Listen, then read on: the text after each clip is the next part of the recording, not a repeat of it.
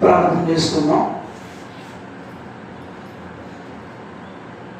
ఆకాశమందు ఆసీనుడైన మా ప్రియ పరలోక తండ్రి, నీ ఉన్నతమైన శ్రేష్టమైన ఘనమైన నామమును బట్టి మరొక దినాన్ని మీరు మాకు పరిశుద్ధ దినాన్ని మీరు మాకు అనుగ్రహించి పరిశుద్ధుడైన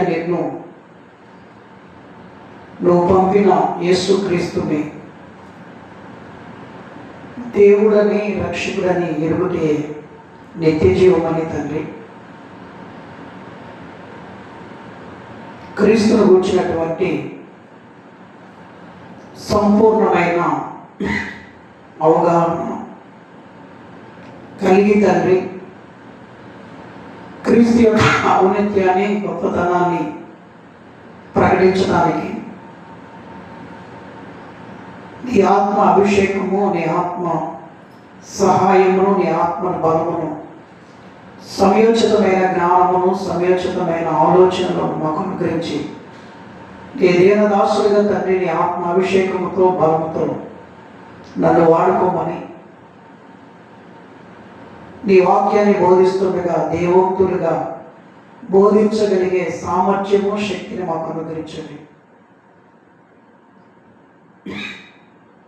నీ ప్రజలు బాగుగా గ్రహించినట్లుగా అర్థం చెప్పే ధన్యతను మాకు అనుగ్రహించిందని ఈ ప్రార్థన ప్రభువైన యేసుక్రీస్తు ఘనమైన నామం బట్టి ప్రార్థించి అడిగి వేడుకుంటున్నాము తండ్రి, ఆమేన్. ప్రభునందు ప్రియమైనటువంటి కూడి వచ్చినటువంటి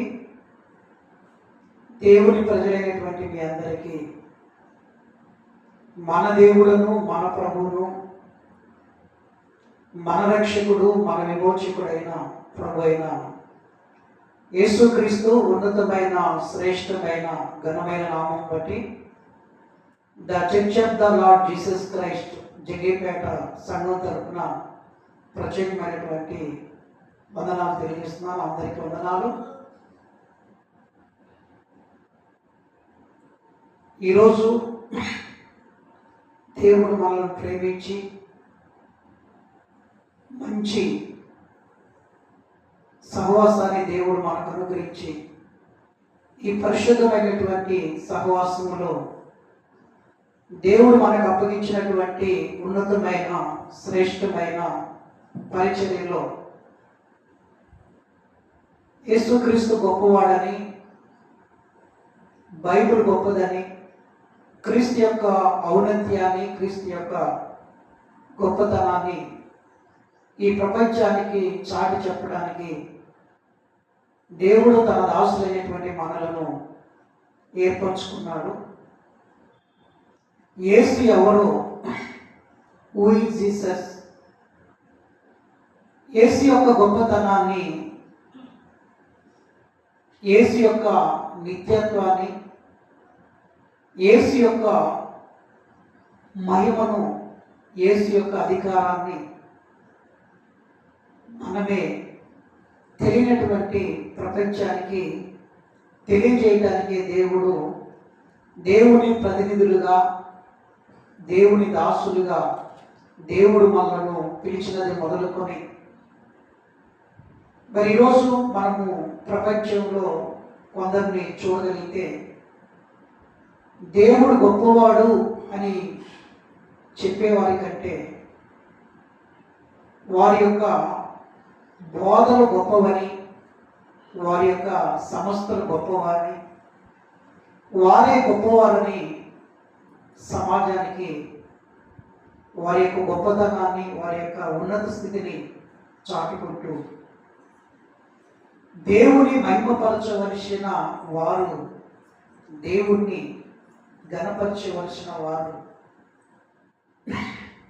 దేవుణ్ణి తక్కువ చేస్తూ మాట్లాడుతున్నారు. సేవకులుగా ఉండవలసిన వారు సెలబ్రిటీలుగా మారిపోయి దేవుని యొక్క ఔన్నత్యాన్ని, దేవుని యొక్క గొప్పతనాన్ని ప్రకటిస్తున్నాము అనుకొని దిగజారిపోయినటువంటి వారి యొక్క బోధలు చూస్తే మనకి అర్థమవుతుంది. తెలుగు రాష్ట్రాల్లో కొన్ని రోజుల నుంచి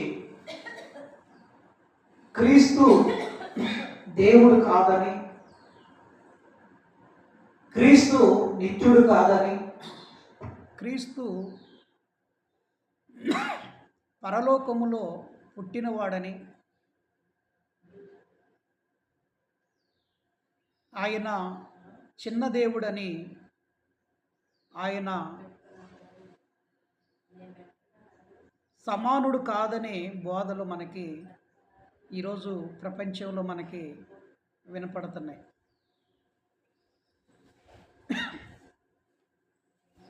ఎందుకు ఈ విధంగా బోధిస్తున్నారు, ప్రకటిస్తున్నారని మనం చూడగలిగితే, క్రీస్తును గూర్చినటువంటి సరైన అవగాహన లేకపోవటం వల్ల క్రీస్తుని సరిగా, క్రీస్తు దేవుణ్ణి సరిగా అర్థం చేసుకోలేనటువంటి పరిస్థితుల్లో ఈనాటి మరి క్రైస్తవం ఉన్నట్లుగా, కొందరు ఉన్నట్లుగా మనకి వారి యొక్క బోధన విధానాలు, వారి యొక్క ప్రసంగాలు మనకి చూస్తున్నప్పుడు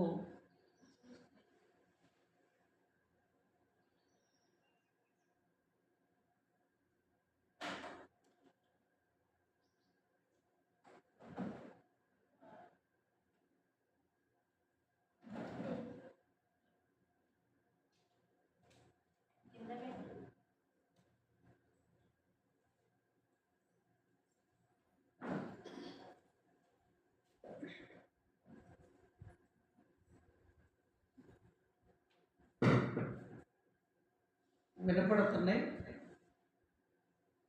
దానిపైన ఉన్నదే పెంచు, అది కాదు.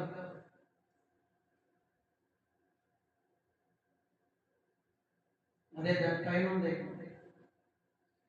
ఈరోజు మనం గమనించగలిగితే క్రీస్తు యొక్క గొప్పతనాన్ని, క్రీస్తు యొక్క ఉన్నత స్థితిని మనము క్రీస్తు శాస్త్రము, క్రిస్టాలజీ అనేటువంటి శాస్త్రము తెలియకపోవడం వల్ల, థియోలజీ అంటారండి. థియోలజీ, థియో అనగా దేవుడు, థియో అనగా దేవుడు, థియాలజీ, థియాలజీ అనగా శాస్త్రం, సైన్స్. క్రీస్తుని గురించిన ఈ శాస్త్రం గురించి మనం ఆలోచన చేయగలిగితే,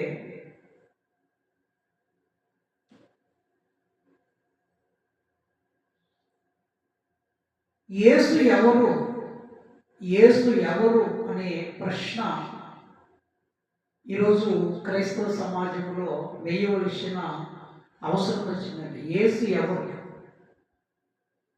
ఈ ప్రశ్న అన్ని ప్రశ్నల కన్నా మిన్న దీనికి సరైన జవాబు కాదు, మరియు సరికాని జవాబు కలదు. యేసు ఎవరు అనేది సరైన జవాబు ఆశీర్వాదమునకు, నిత్య జీవమునకు అనగా అనంత ఆనందకరమైన ప్రదేశమునకు, పరలోకానికి నడిపించును. మత్తయి రాసిన సువార్త 16వ అధ్యాయము 15 వచనం చూద్దాం. మత్తయి రాసిన సువార్త 16వ అధ్యాయము 15 వచనం. అందుకు యేసు సీమోను,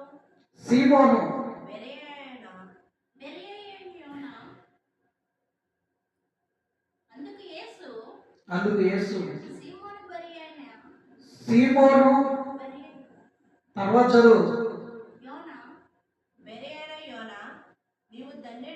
నీవు ధన్యుడు, పరలోకమందున్న నా తండ్రి ఈ సంగతి మీకు బయలుపరిచాను. నేనెవరు? Who is Jesus? ఎవరు యేసు? ఎవరు? ఎవరి యేసు? బ్రదరు ఆర్ వంశీ గారు ఆయన యొక్క రచనలోను, ఆయన యొక్క ప్రసంగంలోను, ఆయన యొక్క పాటల్లోనూ ఎవరి యేసు, ఒక ఉన్నతమైనటువంటి పాటని మనము చూస్తాం. ఎవరు యేసు? యేసు ప్రభువారిని అర్థం చేసుకోవడంలో మరి చాలా మంది విఫలమైపోయారు. మత్తయి రాసిన సువార్త 16వ అధ్యాయము 17వ వచనంలో సీమోను పేతురుని యేసు ప్రభువారు అసలు ఎవరు, నేనెవరు, జనులు నన్ను గురించి ఏం చెప్పుకుంటున్నారు, అసలుకి నన్ను మీరేమనుకుంటున్నారు అన్న ప్రశ్నలో అందుకు యేసు, సీమోను బర్యోనా, నీవు ధన్యుడు, పరలోకమందున నా తండ్రి ఈ సంగతి నీకు బయలుపరిచినే కానీ నరులు నీకు బయలుపరచలేదు.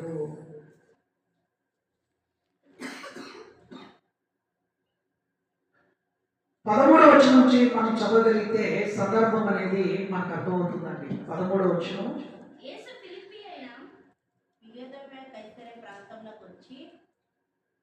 యేసు ఫిలిప్పుదైన కైసరే ప్రాంతమునకు వచ్చి మనిషి కుమారుడు ఎవడో జనులు చెప్పుకొనుచున్నారని తన శిష్యులను అడగగా వారు కొందరు బాప్తిస్మం ఇచ్చి యోహాననియు, కొందరు ఏలియానియు, కొందరు ఇర్మియానియు లేక ప్రవక్తలలో ఒకరని చెప్పుకొనుచున్నారు.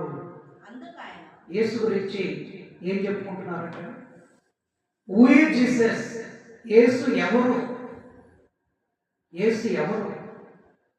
యేసు ఎవరో తెలుసుకోక, యేసు ఎవరో సరిగా అర్థం చేసుకోక, యేసు గురించి గొప్పగా బోధిస్తున్నాము, ఉన్నతంగా బోధిస్తున్నాము, గొప్పగా ప్రకటిస్తున్నామని చెప్పుకునే వారే యేసుని తక్కువ చేస్తూ, కించపరుస్తూ ఈ తెలుగు రాష్ట్రాల్లో చాలా మందిని బోధిస్తున్నారు. అంటే యేసు ఎవరో తెలియకపోవడం.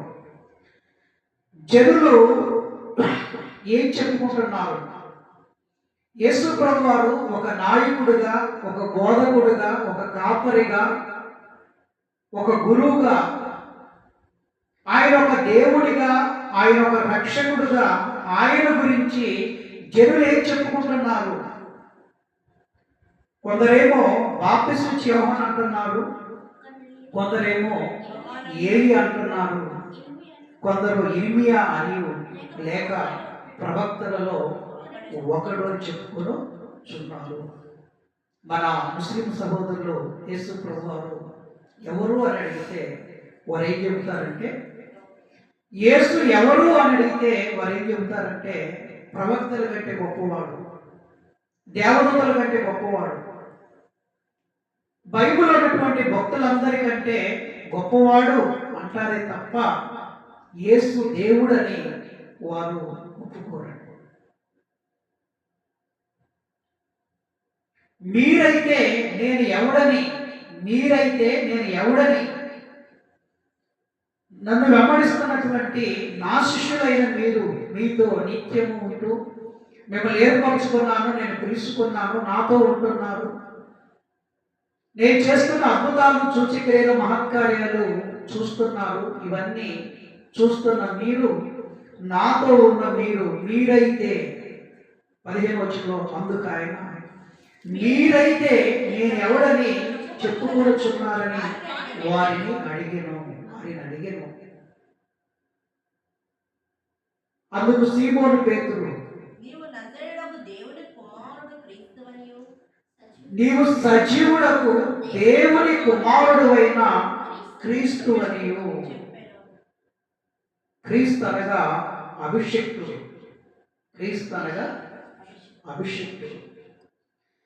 నీవు సజీవుడకు దేవుని కుమారుడు అయిన క్రీస్తు అని చెప్పాను. అందుకు యేసు, సీమోను బర్యోనా, నీవు ధన్యుడు, పరలోకమందున్న తండ్రి నీకు ఈ సంగతులను బయలుపరిచింది కానీ నరుడు నీకు బయలుపరచలేదు. అంటే హూ ఈజ్ జీసస్? యేసు ఎవరో తెలియాలంటే దేవుడే బయలుపరచాలి, దేవుడే మనకి తెలియచేయాలి. మనుషులు ఎవరు కూడా యేసు ఎవరో చెప్పలేదు. అందుకే ఈ తెలుగు రాష్ట్రాల్లో జరుగుతున్న గందరగోళము అంత ఇంత కాదండి. అపోస్తుల కార్యము 4వ అధ్యాయము 12వ వచనం ఒకసారి చూద్దాం. అపోస్తుల కార్యము మరి ఎవరి వలన ఈ రక్షణ కలగదు, ఈ నామమే మనము రక్షణ పొందవలెను. ఏ నామములో రక్షణ పొందలేము. రక్షణ పొందాలంటే ఈ నామమే, యేసు నామమే, యేసు నామమే. క్రైస్తవం అనగా క్రీస్తు. Christianity is a Christ. యేసు క్రీస్తు ప్రభువే చరిత్రాత్మక క్రైస్తవ విశ్వాసమునకు కేంద్రం మరియు పరిధి. ఆయన పట్ల శత్రువులు మరియు స్నేహితులు ఉన్నారు. స్పందిస్తారు. శత్రువులు ఆయనను అవమానపరుస్తారు, శత్రువులు ఆయనను కించపరుస్తారు, శత్రువులు ఆయనను తక్కువ చేసి మాట్లాడతారు. కానీ స్నేహితులు ఆయనను ఆరాధిస్తారు, ఆయనను ఘనపరుస్తారు, ఆయనను మహిమపరుస్తారు. యేసుని ఉన్నతంగా గొప్పగా సమాజానికి ఆయన స్నేహితులు మాత్రమే మరి చూపిస్తారు, ఆరాధిస్తారు. మానవ చరిత్రలో యేసు చెరగని ముద్ర వేశాడు. ఆయన ఒక పుస్తకమైనను, యేసు దేవుడు ఆయన ఒక పుస్తకమైనను రాయలేదు. కానీ ప్రపంచ గ్రంథాలయంలో ఆయన గూర్చిన పుస్తకాలు లెక్కింపలేనని ఉంటాయి. ఆయన సైన్యమును సమకూర్చి, ఆయన సైన్యమును సమకూర్చి యుద్ధమును చేయలేదు. కానీ ఆయనను ప్రతిదినము ఆయన కొరకు ప్రాణత్యాగం చేసే వీరులందరూ ఇలాగ ఆయన గూర్చి అనేక విషయాలు మరి చెప్పవచ్చు. యేసును గురించి బైబిల్ ఏమి చెబుతుంది? యేసును గురించి బైబిల్ ఏమి చెబుతుంది? రండి కలిసి నేర్చుకుందాం. యేసు ప్రభువారి గురించి బైబిల్ ఏమి చెబుతుంది? క్రీస్తు నిత్యత్వము మరియు పూర్వస్థితి. క్రీస్తు నిత్యత్వము మరియు పూర్వస్థితి. ఆయన స్నేహితులు ఆయన గురించి యేసు నిత్యుడని, ఆయన యొక్క పూర్వస్థితి గురించి తెలియజేస్తారు.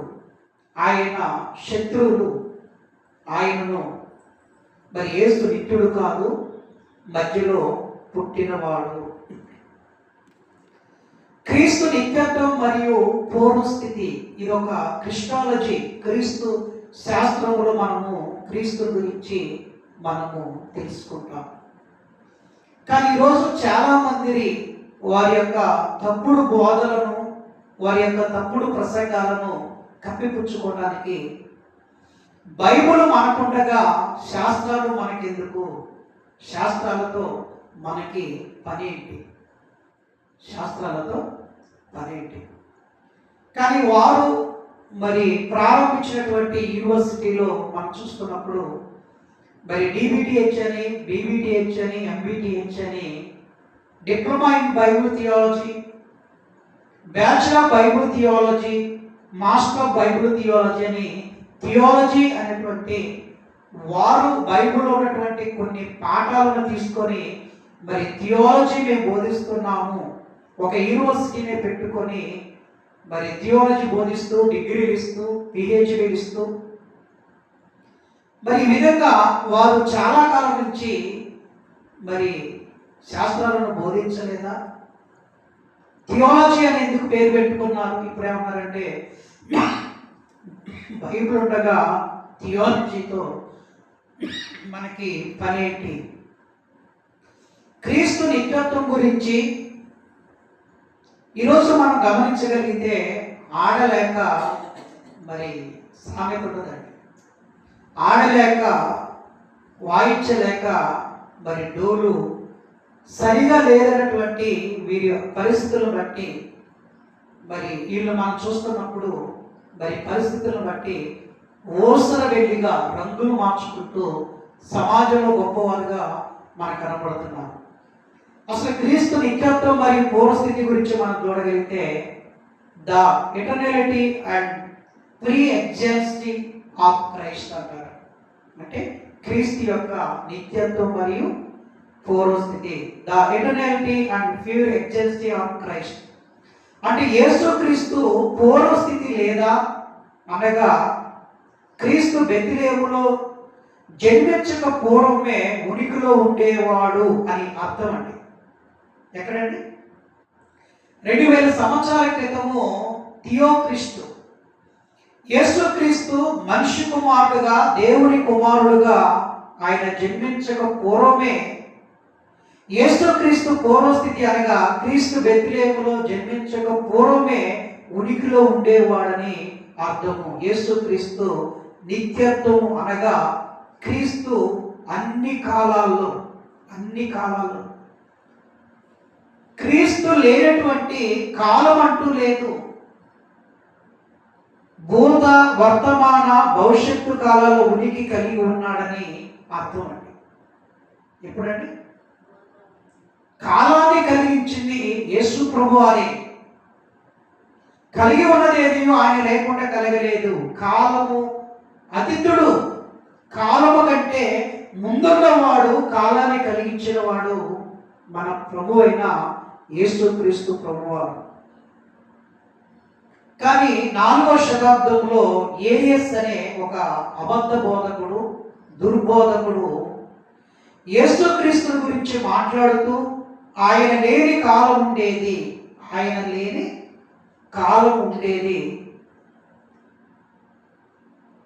There was a time when he was a not అనే విషయాన్ని ప్రతిపాదించాడు. అంటే యేసుక్రీస్తు సృష్టికి పూర్వమే ఉన్నాడని, ఇంకా చెప్పాలంటే దేవుడు యేసుని ప్రథమంగా సృష్టించాడు.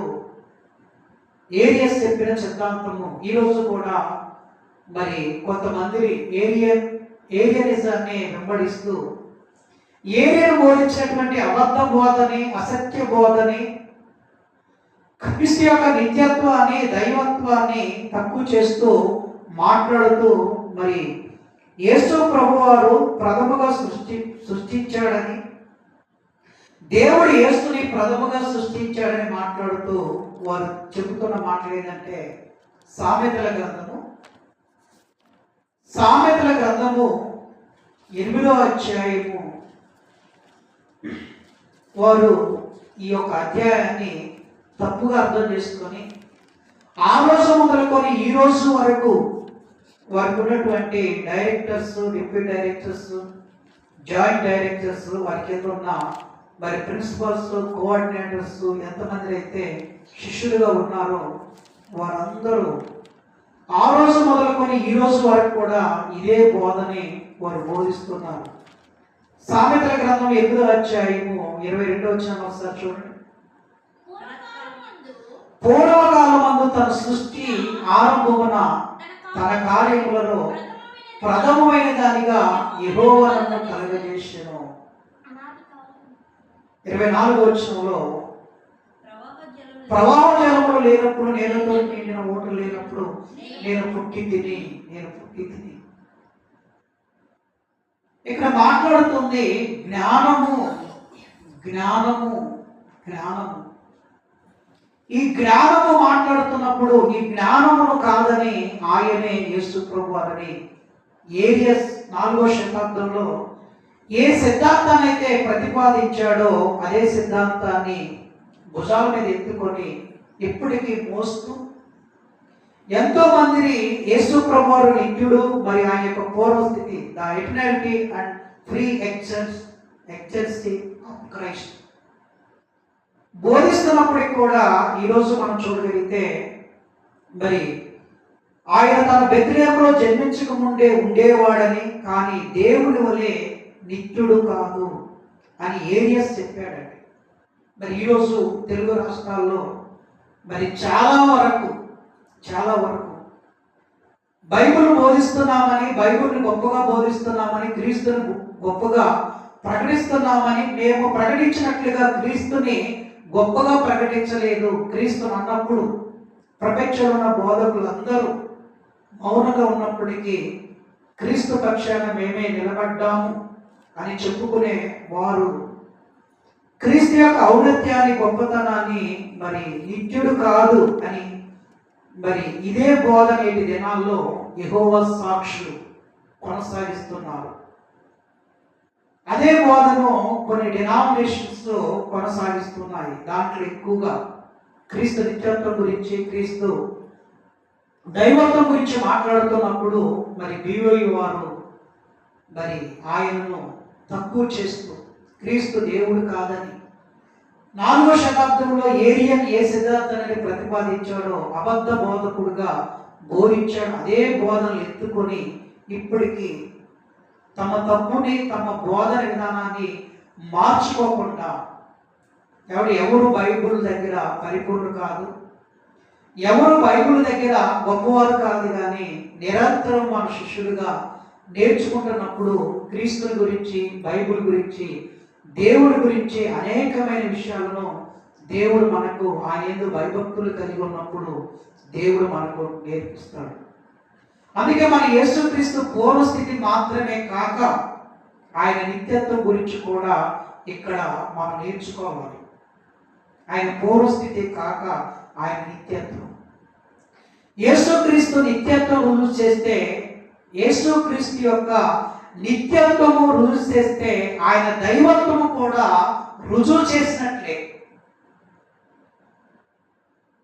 ఎందుకనగా దేవుడు మాత్రమే నిత్యుడు. యేసుక్రీస్తు నిత్యుడైతే ఆయన దేవుడై ఉండాలి. యేసు నిత్యుడైతే ఆయన పూర్వమునికి కలిగిన వాడే ఉండాలి. యేసుక్రీస్తు మానవుడిగా కూడా ప్రత్యక్షమైనాడు. మానవులందరికీ ప్రారంభం వారి జననమే, కానీ యేసు తాను జన్మించక పూర్వమే నిరంతరము ఉనికిలో ఉన్నాడు. ఆయన దేవునిగా ప్రారంభంలో ఉండకూడదు. ఆయన మానవత్వానికి మాత్రమే ప్రారంభం ఉన్నది, కానీ దేవునిగా ఆయన లేని సమయం అంటూ ఏమీ లేదు. ఈ అంశము అంత ప్రాముఖ్యమా? క్రీస్తు పూర్వస్థితి ఉనికి కేవలం విద్యాశక్తికి సంబంధించిన విషయం మాత్రమే కాదు. ఈ బోధ పునాదిపై క్రైస్తవ విశ్వాస భవనము ఆధారపడి ఉంది. ఏ బోధపై? యేసు నిత్యుడని ఆయన యొక్క పూర్వస్థితిపై క్రైస్తవంతా ఆధారపడి. ఎందుకంటే ఆయన నిత్యుడు కాకపోతే ఆయన దేవుడు కాదు.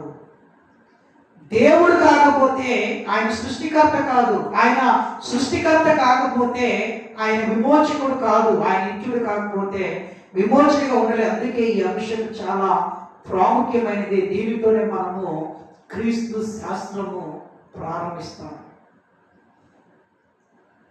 యేసు ప్రభువారు దేవుడు స్వయంగా మరి ఆయన యొక్క సాక్ష్యము ఒకసారి మనము చూడగలిగితే, self awareness and testimony. Self awareness and testimony అంటే యేసు స్వయం అవగాహన మరియు సాక్ష్యం మనం చూడగలిగితే, ప్రత్యక్ష రుజువులు చూడగలిగితే యోహాను రాసిన సువార్త 8వ అధ్యాయము 14వ వచనాన్ని మనం చూద్దాం. యోహాను రాసిన సువార్త 8వ అధ్యాయము 14వ వచనం. యేసు, నేను ఎక్కడి నుండి వచ్చినో, ఎక్కడికి వెళ్ళేదనో నాకు తెలుసు. నేను ఎక్కడి నుండి వచ్చానో, నేను ఎవరో నాకు తెలుసు, నేను ఎరుగుదును. యోహాను 3:13లో పరలోకము నుండి దిగి వచ్చిన వాడని యేసు ప్రభువారు తన గురించి స్వయంగా చెప్పుకున్నాడు. ఎక్కడి నుండి దిగి వచ్చాడు? పరలోకము నుండి దిగి వచ్చిన వాడు. యోహాను రాసిన సువార్త 6వ అధ్యాయం 40వ వచనంలో మనిషి కుమారుడు మునుపున్న చోటికి, మనిషి కుమారుడు మునుపున్న చోటు అంటే ఆయన నిత్యుడిగా శాశ్వతుడిగా పరలోకములో దేవుడిగా ఉన్న ఆయన యొక్క చోటు.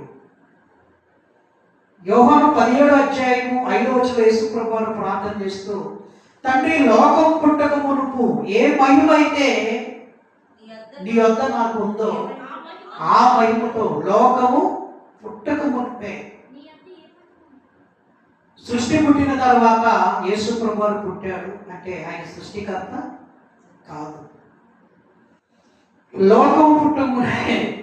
ఇంకా యోహాను 8:42 అంటాడు, నేను దేవుని యొద్ద నుండి బయలుదేరి వచ్చి ఉన్నాను. ఎక్కడ నుండి?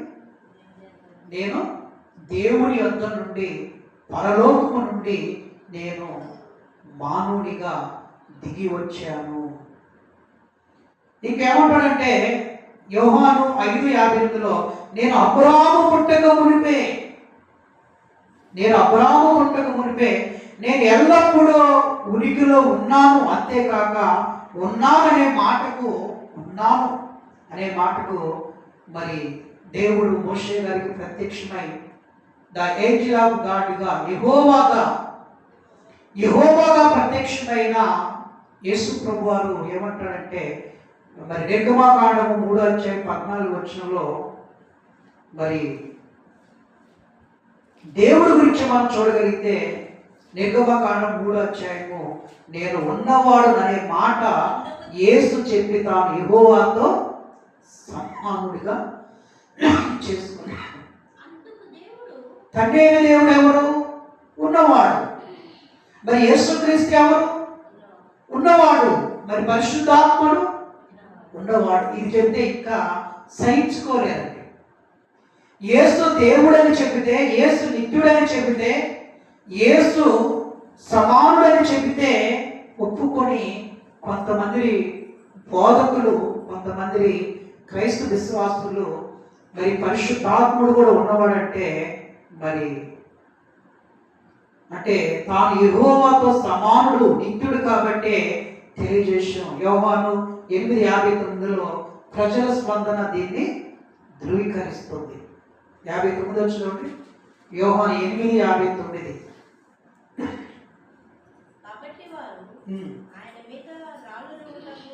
ఆయన మీద రాళ్ళు రువ్వుటకు చూడండి. నేను అబ్రాహాము పుట్టక మునిపే నేను ఉన్నవాడను. నేను ఉన్నవాడను.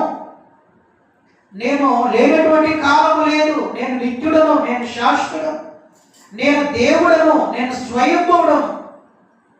స్వయంభవుడు యేసు ప్రభువారు. 59వ వచనంలో యొక్క స్పందన ఎలా ఉందంటే చదవండి. కాబట్టి వారు ఆయన మీద రాళ్ళు రువ్వుటకు రాళ్ళు ఎత్తారు. యూదులు ఒక వ్యక్తిని ఎప్పుడు శిక్షిస్తారంటే 2 విషయాలు. ఒకటి దైవద్రోహం అంటే నేనే దేవుణ్ణి అని చెప్పుకొని దేవునితో సమానుడిగా ఎవరైతే చెప్పుకుంటారో, నేను దేవుడైతే ఎవరైతే చెప్పుకుంటారో వారి యొక్క ధర్మశాస్త్రములో ఆ వ్యక్తిని రాళ్లతో కొట్టి చంపాలి. మరి ఇప్పుడు రాళ్ళు ఎందుకు పట్టుకున్నారు? ఏ సేవని చెప్పాడు? నేను అబ్రాహాము పుట్టక మునిపే నేను ఉన్నాను, నేను ఉన్నవాడని, నేను ఉన్నవాడని అని చెప్పినప్పుడు రాళ్ళు పట్టుకున్నారంటే దేవునితో సమానుడిగా యేసు ప్రభువారు చెప్పుకున్నాడన్న విషయం ఆనాటి యూదులకు, అవిధేయులైన యూదులకు కొంతమందికి అర్థమైంది. కానీ నాటి క్రైస్తవులైనటువంటి వారికి క్రీస్తు గురించి సరైనటువంటి అవగాహన లేదు. యోహాను సువార్తలో యేసు ఉపయోగించిన వర్ణ ఆయన యొక్క పూర్వస్థితి నేరుగా కాకపోయినా సూచనప్రాయంగా సుమారు 40 సార్లు చెప్పబడింది. ఎన్నిసార్లు చెప్పబడింది? అసలు యోహాను గారి యొక్క స్టేట్మెంట్, యేసు ప్రియ శిష్యుడైన యోహాను గారి యొక్క స్టేట్మెంట్ అసలు యేసుక్రీస్తు పాత నిబంధనలో ఉన్నాడా? యేసుక్రీస్తు ప్రభువారు పాత నిబంధనలో ఉన్నాడా అన్న విషయాన్ని మనము గమనించడానికి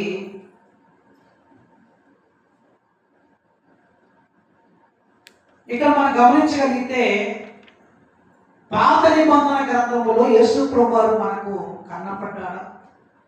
ప్రవక్తలు ఎక్కడ చెప్పారు, చెప్పిన విషయాలను కొత్త నిబంధనలో ఉన్నటువంటి అపోస్తలు 12 మంది శిష్యులు దీన్ని ధృవీకరించారా అనే విషయాన్ని మొదటిగా మనం గమనించాలి. పాత నిబంధనలో ఉన్నటువంటి భక్తులు పాత నిబంధనలో ఉన్నటువంటి సందర్భాన్ని కొత్త నిబంధనలో ఉన్నటువంటి అపోస్తలు దానిని రుజువుపరిచారా, దాని గురించి మాట్లాడారా అనే విషయాన్ని మనము గ్రహించినప్పుడే క్రీస్తు యొక్క నిత్యత్వం గురించి, దైవత్వం గురించి, ఆయన యొక్క ప్రత్యక్షతలు మనం చూడగలిగితే అర్థం అవడానికి యేసు ప్రియ శిష్యుడు అయినటువంటి యోహాను గారి యొక్క సాక్ష్యం మనం చూడగలిగితే, ఇందాక ఎవరు సాక్ష్యం చూసాము? యేసు ప్రభువు యొక్క సాక్ష్యాన్ని మనం చూసాం. నేను ఎక్కడి నుండి వచ్చాను, నేను పరలోకం నుండి దిగి వచ్చాను, నేను ఉన్నవాడను, నేను నిత్యుడను, నేను శాశ్వతుడను, నేను దేవుడని యేసు ప్రభువు చెప్పుకున్నటువంటి ఆయన గురించినటువంటి ఆయన సాక్ష్యాన్ని మనం చూసాము. రెండవదిగా యేసు ప్రియ శిష్యుడైనటువంటి యోహాను గారి యొక్క సాక్ష్యాన్ని మనం చూడగలిగితే, యోహాను రాసిన సువార్త, ఈ సువార్త అంతా డైరెక్ట్ స్టేట్మెంట్. యేసు ప్రభువారు మత్తయి రాసిన సువార్త, మార్కు రాసిన సువార్త, లూకా రాసిన సువార్తలు మనం చదువుతున్నప్పుడు యేసుక్రీస్తు యొక్క జననము, పుట్టుక, ఆయన యొక్క మరణము గురించి రాయబడింది. కానీ ఆయన మానవ శరీరములో మనిషి కుమారుడుగా, దేవుని కుమారుడుగా ఈ లోకానికి వచ్చాడన్నటువంటి విషయాలను ఈ సువార్తికులు రాస్తారు. కానీ యోహాను గారు ఆయన యొక్క సువార్తను ప్రారంభిస్తూ యోహాను రాసిన సువార్తలో డైరెక్ట్ స్టేట్మెంట్, యేసు ప్రభువారు శరీరధారిగా రాకమునిపే పరలోకములోనే నిత్యుడిగా, శాశ్వతుడిగా, దేవునిగా, దేవునితో సమానుడిగా ఉన్నటువంటి ఆయన దైవత్వం గురించి ఆయన ప్రారంభిస్తూ ఏమన్నాడంటే, యోహాను రాసిన సువార్తలో మనం చూడగలిగితే, ఆది యందు వాక్యం ఉండెను, అనగా సృష్టి యందు ఆయన కాదు అని అర్థమైంది. సృష్టి యందు ఆయన కాదు, ఆది యందు వాక్యం ఉండెను. 3వ వచనములో కలిగి ఉన్నది ఏదియో యేసు లేకుండా కలగలేదు అంటే సృష్టిని చేశాడు అనగా సృష్టి కంటే ముందున్నవాడని అర్థం. యేసు ప్రభువారు ఎవరండి?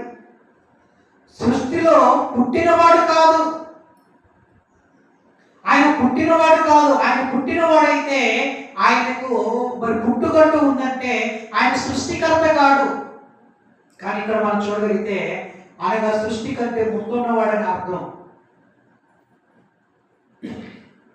ఆది కంటే ముందున్నది.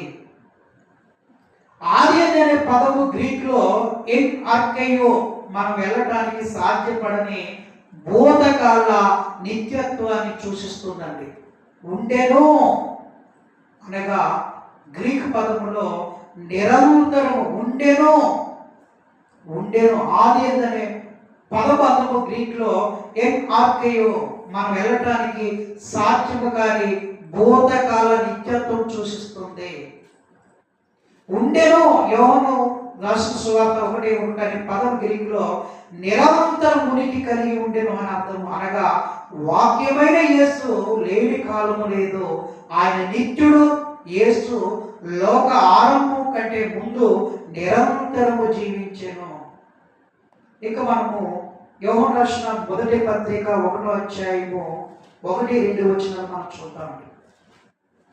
యోహాను రాసిన అంటే యేసు ప్రభువారి శిష్యులు, ఆయన నిత్యుడు, ఆయన శ్రేష్ఠుడు, ఆయన దేవుడు, ఆయన దేవునితో సమానుడు దైవత్వములో రెండవ మరి వ్యక్తిగా దైవము కలిగేవాడు అని మనకు కనపడుతుంది. యోహాను రాసిన తన పత్రికలో 1:1-2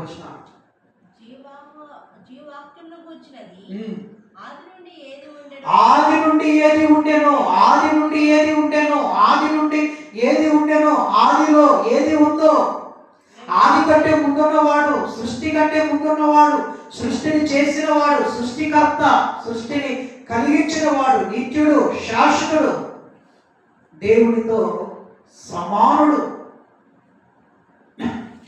ఆయన గురించి మనము ఆలోచించే ముందు the eternity and pre existence of Christ, క్రీస్తు నిత్యత్వం మరియు ఆయన పూర్వస్థితి.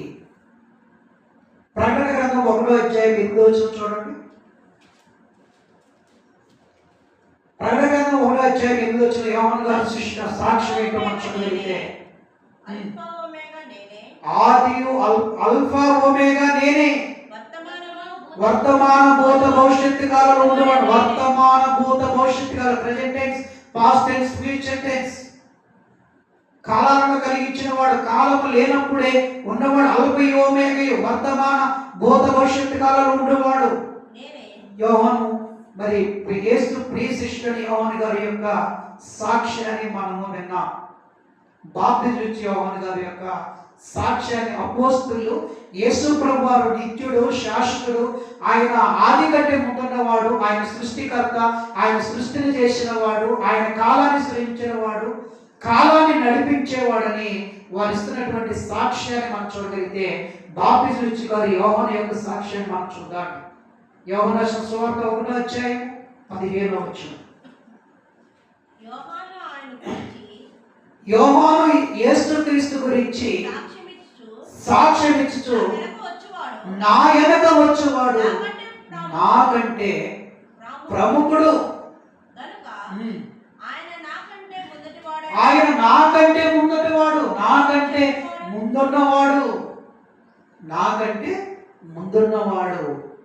దీన్ని నాకంటే ముందున్నవాడు అంటే నాకంటే 6 నెలలు ముందు పుట్టినవాడని ఆయన యొక్క మనిషి కుమారుడుగా శరీర ధారణ గురించి మరి యోహాను గారు చెప్పడం లేదు, కానీ ఆయన యొక్క నిత్యత్వము, ఆయన యొక్క ఆది కంటే ముందున్నవాడు అనే విషయాన్ని బాప్తిజం ఇచ్చే యోహాను గారి యొక్క సాక్ష్యాన్ని మనం చూస్తున్నాం. మరి పౌలు గారి యొక్క సాక్ష్యం గురించి పాత నిబంధన మరి ఆయన పురాతన కాలం మొదలుకొని శాశ్వత కాలం వరకు ఆయన ప్రత్యక్షమవుతున్నాడు. ఆయన యొక్క ప్రత్యక్షత ఇక మనం చూడగలిగితే, మరి ధర్మశాస్త్రము రాబోవు మేలుల విషయమే ఛాయ, కానీ నిజ స్వరూపము క్రీస్తులో ఉంది. పాత నిబంధనలో ఆయన ఛాయగా కనపడుతున్నాడు, ఆయన ముంగుర్తుగా కనపడుతున్నాడు. మరి పౌలు గారి యొక్క సాక్ష్యం మనం చూడగలిగితే, మరి 1 కొరింథీయులకు రాసిన పత్రిక 4:9, 1 కొరింథీయులకు రాసిన పత్రిక 10 మరి 4-9 ఒకనాటి ఐగుప్తు దేశంలో నుంచి విడిపింపబడిన ఇశ్రాయేలు తమను వెంబడించిన ఆత్మ సంబంధమైన బండలోనిది తాగిరి. అరణ్యములో 40 సంవత్సరాలు. ఎన్ని సంవత్సరాలు అండి? 40 సంవత్సరాలు తమ్మును వెంబడించిన ఎవరు వెంబడించారు? ఐగుప్తు దేశం నుంచి దేవుడు విడిపించిన తర్వాత దేవుని యెహోవా దూతగా, దేవుని పక్షాన యెహోవా సైన్యాధ్యక్షుడిగా యేసు ప్రభువారే వారిని వెంబడించారు. వారికి దాహమైనప్పుడు బండలోని తాగారు. ఆ బండ ఎవరంటే చదువునే త్వరగా.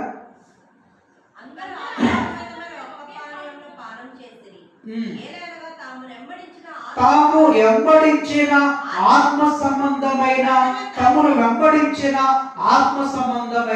యేసు ప్రభువారు పరలోకంలో మనం చూడగలిగితే, తండ్రి అయిన దేవుడు ఆత్మే, కుమారుడైన దేవుడు ఆత్మే. యేసు ప్రభువారు ఆత్మయే.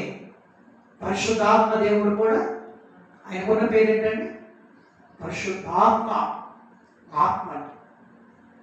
ఆత్మగా ఒకనాటి ఇశ్రాయేలు ప్రజలలో వెంబడించిన ఆ బండలోనే త్రాగారు. ఫిలిప్పీయులకు రాసిన పత్రిక 2వ అధ్యాయము, ఆయన దేవుని స్వరూపము కలిగిన వాడై. ఎవరంటే మనుషుడిగా, దైవ కుమారుడుగా ఈ లోకానికి రాక మునుపు యేసు ప్రభువారు ఈ యొక్క ఫిలిప్పీయులకు రాసిన పత్రికలో యేసు ప్రభువారి యొక్క దైవత్వం గురించి, నిత్యత్వం గురించి, ఆయన యొక్క పూర్వస్థితి గురించి, ఆయన యొక్క నిత్యత్వం గురించి, ఎటర్నాలిటీ, నిత్యత్వం గురించి మాట్లాడుతూ ఉన్నాడంటే ఆయన దేవుని స్వరూపము కలిగిన వాడే ఉండి మనుషుని పోలికగా పుట్టి. కొలసి 1:17 ఏమంటాడంటే ఆయన అన్నిటికంటే ముందున్నవాడు. దేనికంటే? సృష్టి కంటే ముందున్నవాడు, కాలము కంటే ముందున్నవాడు, అన్నిటికంటే ముందున్నవాడు, అన్నిటినీ కలిగించినవాడు, అన్నిటినీ సృష్టించినవాడు, అన్నిటినీ నడిపించేవాడు యేసు ప్రభువారు అని.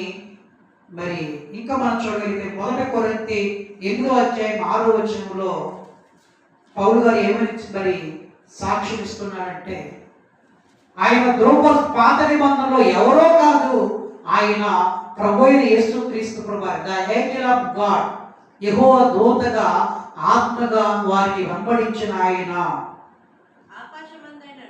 1 కొరింథీ 8వ అధ్యాయం 6వ వచనం, ఆకాశమందైనను భూమి అందైనను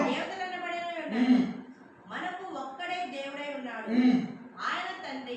ఆయన తండ్రి, ఆయన నుండి సమస్తము కలిగెను, ఆయన నుండి సమస్తము కలిగెను, ఆయన నిమిత్తము ఉన్నాము, మరియు మనకు ప్రభు ఒక్కడే, ఆయన ద్వారా సమస్తము కలిగెను, మనము ఆయన ద్వారము కలిగిన వారము. హెబ్రీ గ్రంథకర్త యొక్క సాక్ష్యం. ఇప్పుడు ఎవరు సాక్ష్యం చూద్దాం? హెబ్రీ గ్రంథకర్త యొక్క సాక్ష్యం మనం చూడగలిగితే, యేసు ఎవరు అని మనం చూడగలిగితే హెబ్రీ 1:8లో ఏమంటున్నాడంటే, హెబ్రీ 1:8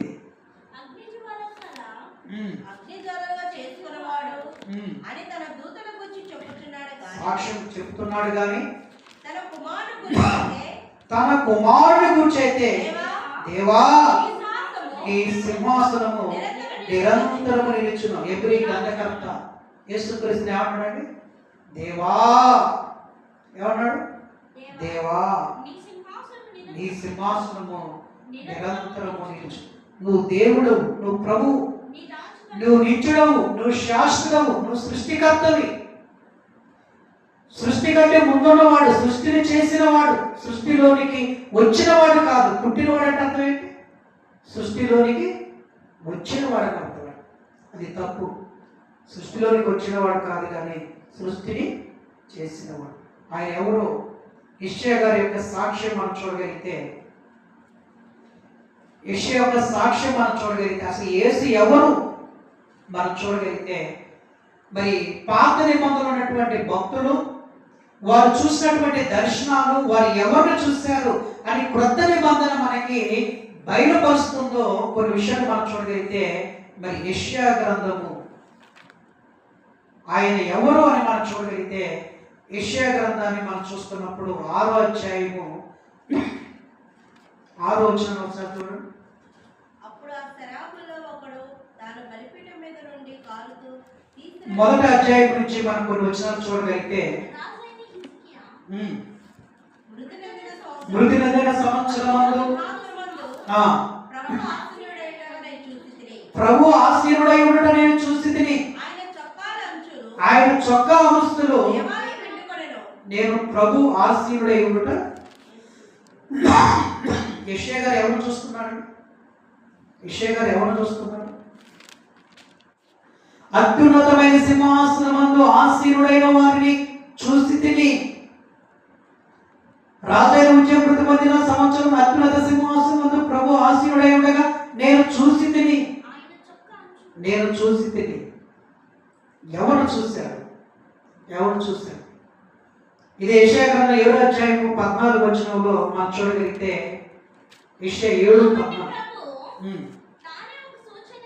తానే ఒక సూచన మీకు చూపును, ఆలకించుడి, కన్యక గర్భవతి కుమారుని కన్ను. అతనికి ఇమానుయేలు అని పేరు. ఇమానుయేలు అనగా అర్థం ఏంటి? దేవుడు దేవుడు మనకు తోడే ఉన్నాడు. ఎవరు?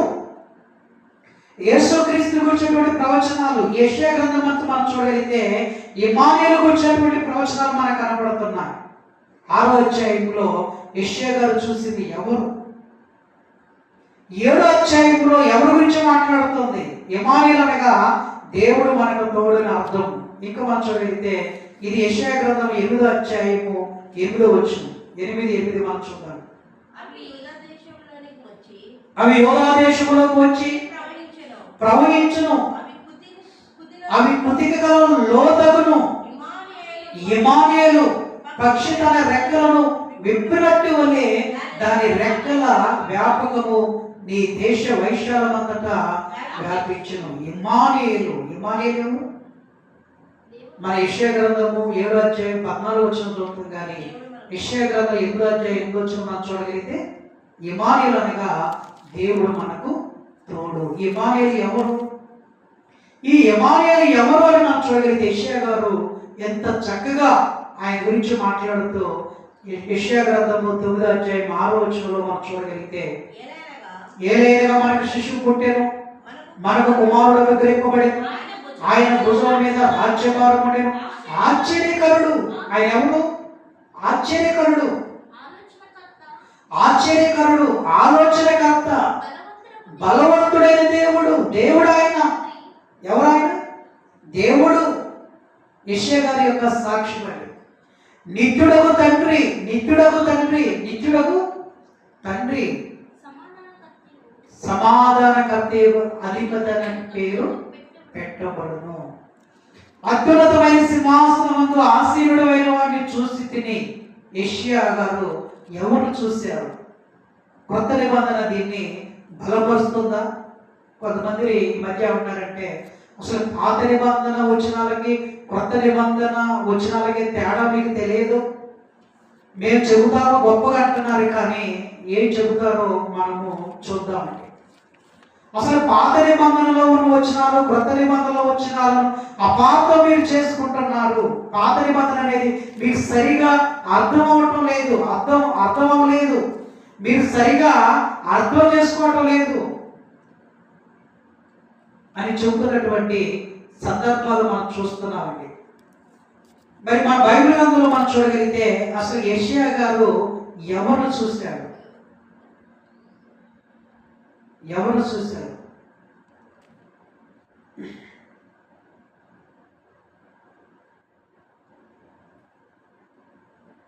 యోహాను రాసిన సువార్త 12వ అధ్యాయంలో మనం చూడగలిగితే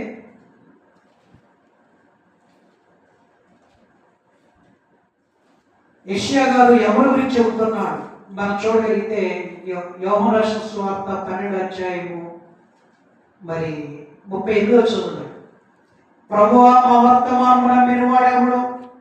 ప్రభు యొక్క బాహు ఎవరికి బయలుపరచబడెను అని ప్రవక్త యెషయా చెప్పిన వాక్యము నెరవేరినట్లు ఇది జరిగెను. ఇందుచేత వారు తమను నమ్మలేకపోయింది. ఏలైనగా వారి కన్నులతో చూసి హృదయంతో గ్రహించి మనసు తిప్పుకొని నా వలన స్వస్థపరచుకున్నట్లు వారి కన్నులకు అంధత్వం కలగజేసెను, వారి హృదయం అంధకారమాయెను అని యెషయా మరి ఒక చోట చెప్పెను. యెషయా ఆయన మహిమ చూసినందున ఆయన గురించి మాటలను చెప్పెను. ఎవరు మహిమను చూశారు? యెషయా గారు మరి ఉజ్జయరాజు మృతి పొందిన సంవత్సరం అత్యున్నతమైన సింహాసనమందు ఆసీనుడైన ఆ వ్యక్తి ఎవరు? ఆయనే ప్రభు అయిన యేసు ప్రభు వారిని చూశాడని సాక్ష్యాలు ఎవరు చెబుతున్నారని? యేసు ప్రభు వారి యొక్క సాక్షి.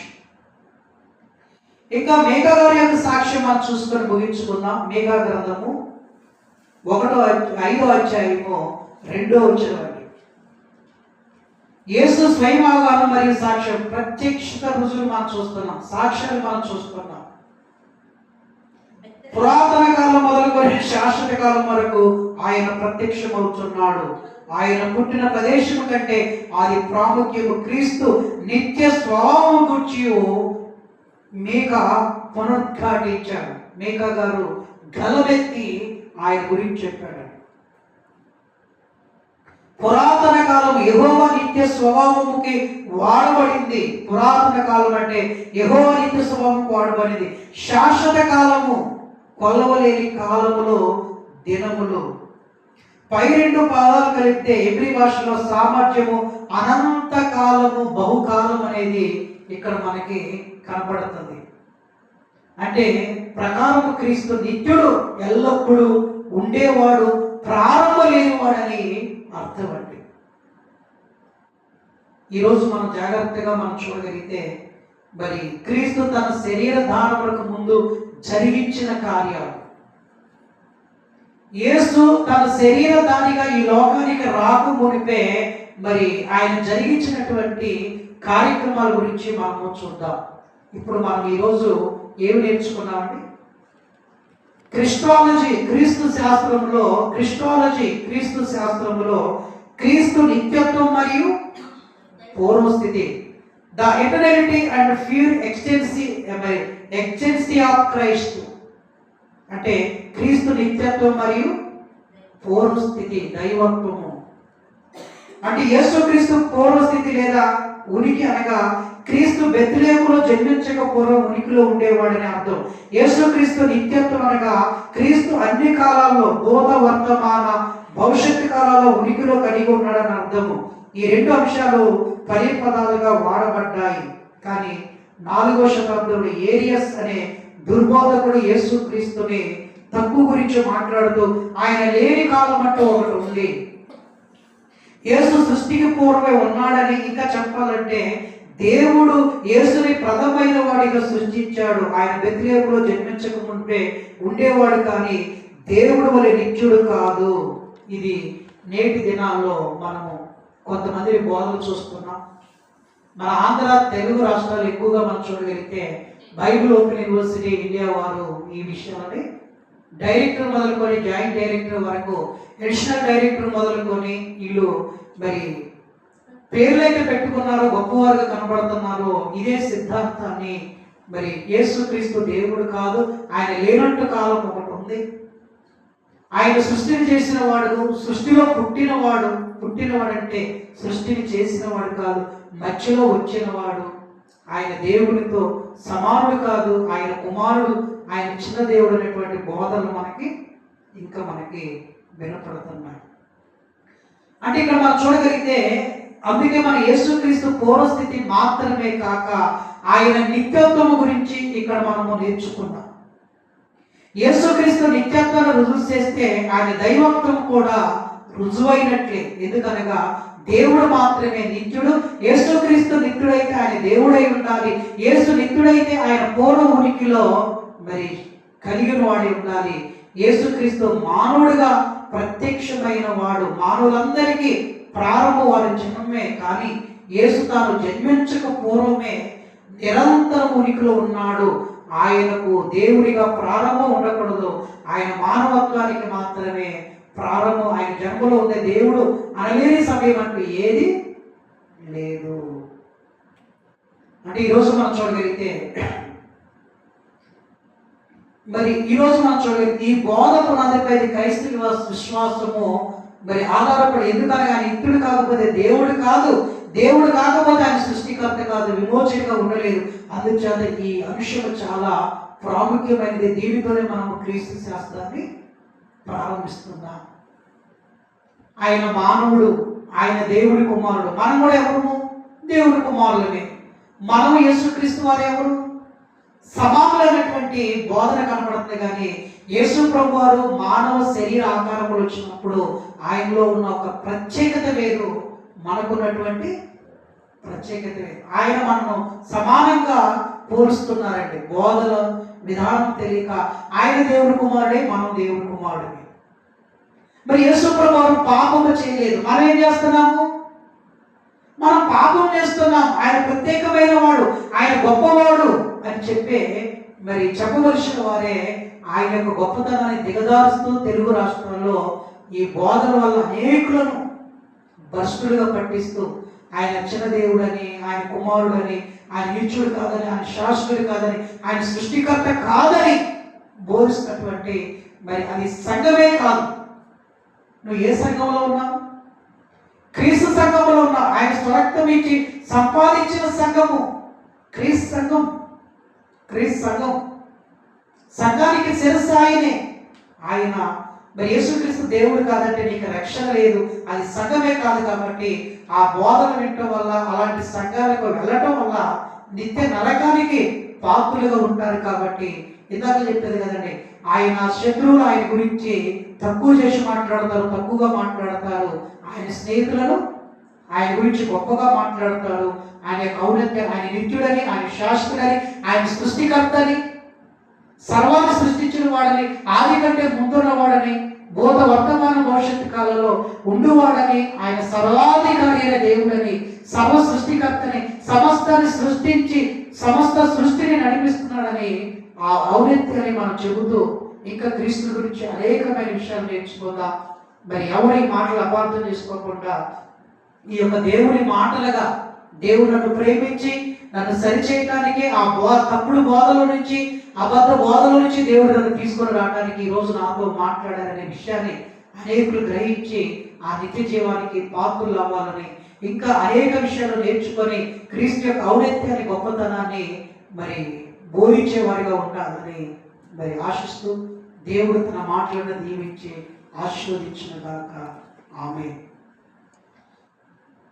మా పరలోకమందున్న మా తండ్రి, ఘనమైన దేవ, ఒకనాడు యేసు ప్రభువారు ఈ లోకానికి వచ్చినప్పుడు జనులను గురించి ఏం చెప్పుకుంటున్నప్పుడు, నా కొందరు ఏరియాలు కొందరు ఇండియా అన్నప్పుడు, మీరు ఎవరన్నప్పుడు నీవు సజీవుడకు దేవుని కుమారుడు అని, క్రీస్తు అని, నువ్వు దేవుడు అని తండ్రి ఆనాటి మరి అపోస్తులు ఇచ్చినటువంటి సాక్ష్యాన్ని బట్టి నీకు వందనాలు, స్తోత్రాలు చెల్లిస్తూ ప్రభా, క్రీస్తు యొక్క ఔన్నత్యాన్ని, క్రీస్తు యొక్క గొప్పతనాన్ని, క్రీస్తు యొక్క ఉన్నత స్థితిని, క్రీస్తు యొక్క మహిమను మేము బోధించగలిగే సామర్థ్యం, శక్తిని మాకు అనుగ్రహించి ఇంకా మాకు నేర్పించమని, బోధించమని, ఈ భ్రష్టపడినటువంటి క్రైస్తవ సమాజంలో కొందరినైనా అగ్ని నుంచి లాగి సత్యం వైపు మళ్లించగలిగే సమయాన్ని, సందర్భాన్ని అనుగ్రహించి మీరు మహిమ పొందమని ఈ ప్రార్థనలోని మా దేవుడు, మా రక్షకుడైన ప్రభువైన యేసుక్రీస్తు ఘనమైన నామం బట్టి ప్రార్థించి అడిగి వేడుకుంటున్నాము తండ్రి. ఆమేన్.